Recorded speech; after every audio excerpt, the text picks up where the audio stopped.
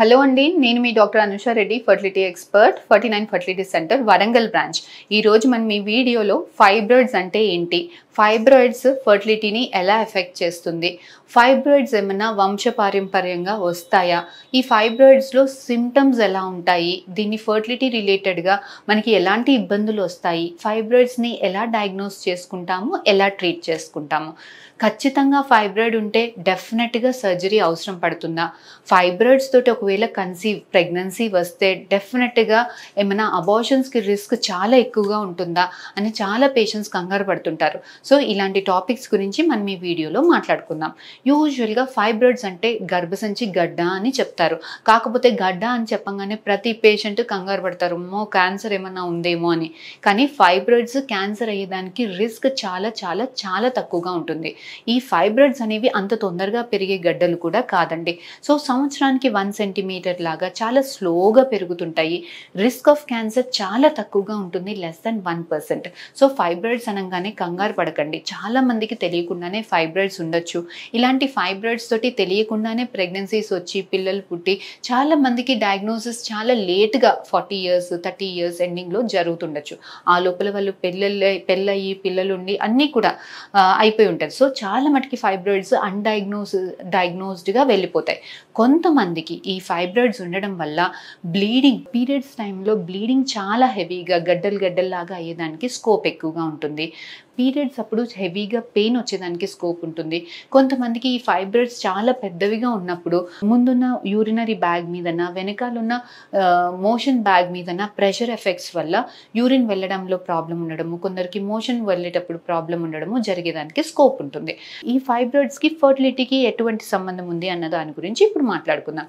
ఒకవేళ ఫైబ్రాయిడ్ అనేది గర్భసంచి లోపల భాగం పొరలలో బేబీ అతికే చోట ఉంటే ఇది బేబీని అతకనివ్వకుండా చేస్తుంది.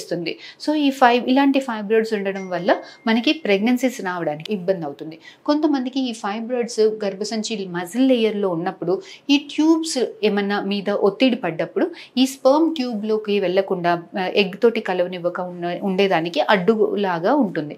కొంతమందికి ఈ ఫైబ్రాయిడ్స్ ఉన్నప్పుడు గర్భసంచిలో వేవ్స్ కదలికలు అనేవి డిఫరెంట్గా ఉన్నప్పుడు ఈ స్పర్మ్స్ ఇక్కడ గర్భసంచి ముఖద్వారం దగ్గర రిలీజ్ అయిన స్పర్మ్స్ పైదాకా వెళ్ళి ఎగ్ని కలిసేదానికి ఈ వేవ్స్ వల్ల ఈ స్పర్మ్ అసెంట్కి ఇబ్బంది అయ్యేదానికి ఛాన్సెస్ ఉంటుంది. కొంతమందికి ఫైబ్రాయిడ్స్ ఉండడం వల్ల ప్రెగ్నెన్సీ అతికేదానికి, ప్రెగ్నెన్సీస్ వచ్చినా కూడా రికరెంట్గా అబార్షన్స్ అయ్యేదానికి ఛాన్సెస్ ఉంటుంది. సో ఇవి డిఫరెంట్ సిమ్టమ్స్ ఆఫ్ ఫైబ్రాయిడ్స్ ఉండడం వల్ల ఫర్టిలిటీ ఎందుకు ఎఫెక్ట్ అవుతుంది అనేదానికి రీజన్స్. సో ఈ ఫైబ్రాయిడ్స్ మనం ఎలా డయాగ్నోస్ చేస్తాం? యూజువల్గా ఈ సిమ్టమ్స్ బ్లీడింగ్ ఎక్కువ అవడము, పెయిన్ ఉండడము, ప్రెషర్ ఎఫెక్ట్స్ ఉన్నప్పుడు, మనకి కొంతమందికి చాలా పెద్దగా ఉన్నప్పుడు టచ్ చేసినప్పుడు గడ్డలాగా ఫీల్ అవ్వడము, ఇలా కొంతమందికి డయాగ్నోస్ అవుతుంది. చాలా మందికి ఫైబ్రాయిడ్స్ జనరల్గా ఫర్టిలిటీ కోసం స్కాన్స్ చేస్తున్నప్పుడు లేకపోతే వేరే దానికోసం స్కాన్ చేసినప్పుడు ఈ ఫైబ్రాయిడ్స్ అనేవి బయటపడుతుంటాయి. సో ఫైబ్రాయిడ్ అనగానే కంగారు పడాలా, ఏ టైప్ ఆఫ్ ఫైబ్రాయిడ్స్కి మనం కంగారు పడాలి అన్న దాని గురించి చూద్దాం. ఫైబ్రాయిడ్స్ 3 రకాలు ఉంటాయి. ఒకటి గర్భసంచి మొత్తం లోపల భాగంలో ఉండడం, ఒకటి గర్భసంచి బయట భాగంలో ఉండడం, ఒకటి గర్భసంచి పొరల్లో ఉండడం. సో ఇవి 3 రకాల ఫైబ్రాయిడ్స్. ఒకవేళ ఫైబ్రాయిడ్స్ గర్భసంచి బయట భాగంలో ఉన్నాయి అంటే ఇవి జనరల్గా మనకి ప్రాబ్లం క్రియేట్ చేయవు, అన్లెస్ ఇది చాలా పెద్దగా ఉండి యూరినరీ మూత్రం సంచి మీద, మోషన్ సంచి మీద ప్రెషర్ ఎఫెక్ట్ పడినప్పుడు మాత్రమే దీనివల్ల మనకి ప్రాబ్లం ఉంటుంది. లేకపోతే యూజువల్గా ఇలాంటి ఫైబ్రాయిడ్స్ మనకి ఏమీ ప్రాబ్లం క్రియేట్ చేయవు. చాలా మటుకి గర్భసంచి లోపల ఉన్న టైప్ 4 ఫైబ్రాయిడ్స్ అంటాం. సో ఇలాంటి ఫైబ్రాయిడ్స్ కూడా జనరల్గా మనల్ని అంత ఇబ్బంది పెట్టవు, అన్లెస్ ఫైబ్రాయిడ్స్ పెద్దవిగా ఉన్నాయి, మోర్ దెన్ 2 ఉన్నాయి, 4 సెంటీమీటర్స్ కన్నా ఎక్కువగా ఉన్నాయి, మల్టిపుల్ ఫైబ్రాయిడ్స్ ఉన్నాయి.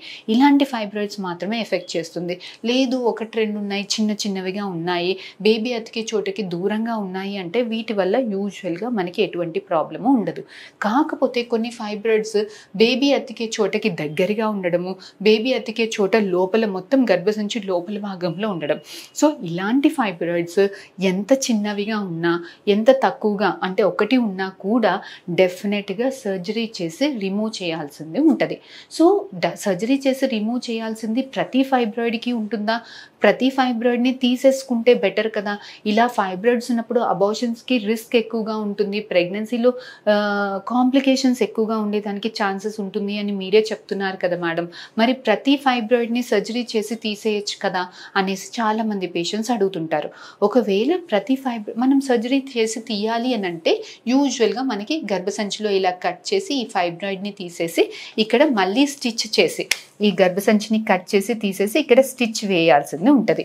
కాకపోతే ఒకవేళ ఇలా స్టిచ్ చేసినప్పుడు ఒకవేళ యూజువల్గా ప్రెగ్నెన్సీ వస్తే నాన్ ప్రెగ్నెంట్ యూట్రస్ ఇంత చిన్నగా 6 సెంటీమీటర్స్ అంతా ఉంటుంది.